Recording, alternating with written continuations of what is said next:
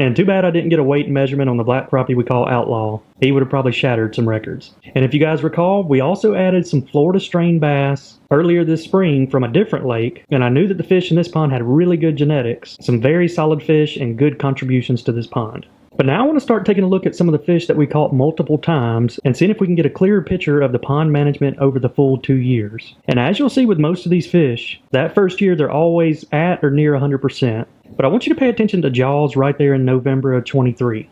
And one thing that I suspect has been a failure on my pond management is that's when we stock those rainbow trout. Now, stocking rainbow trout is a very common thing in bass ponds and can result in giant bass because they're a pure protein snack. But one thing I underestimated is how aggressive the rainbow trout were on the forage fish. And I got a first-hand look at it. These trout are vicious. I think the trout hurt the bass by depleting a lot of that forage fish that should have got them through the wintertime. Now, had this pond been 5 years old and the bass were 5 to 7 pounds, even if those trout ate the forage fish and the bass ate the trout, that would have been great. But some of these trout were roughly the same size as the bass, and I think I made a big mistake by adding them that fall. And as we continue to look at this list, it didn't affect all the fish. I think some of the bigger females that continue to eat bluegills were just fine, but you will see a drop off in some of those weights around November of 23. And now I want to look back at some of the bass that had the bigger relative weights and see what they look like. So let's take a look at Copper, 9568. This fish had a relative weight of 129%, and you can always tell by looking at the fish's belly. Some people call them a butterball. They're usually nice and round when they have that high relative weight.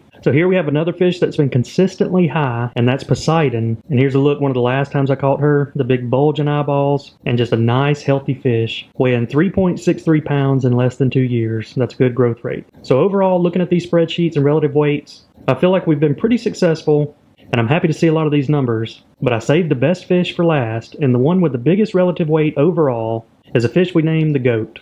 And this fish shattered the record for relative weight here in this pond. And we've caught the goat twice. The first time it was 144%, and the second time it was 157, which is a truly exceptional fish. And Daniel Arms caught it the very first time and named it back during the Aquascape pond build. But the interesting detail is, on 11/15 of 23, the goat weighed 3.94 pounds. And less than 3 months later, we caught the goat again, and it weighed 4.71 pounds on February the 3rd. That is wild, because at this point, the goat was only 19 months old. And so it's getting really close to a 3 pound per year growth rate, which is phenomenal. So I can't wait till we catch the goat again and get an updated measurement. But seeing those relative weights on the goat really does make all that hard work we put in worthwhile. But one other thing I want to discuss about the relative weights, and the reason it's so important to track these, is because it is the best indicator of the health of a pond. So for instance, if I start seeing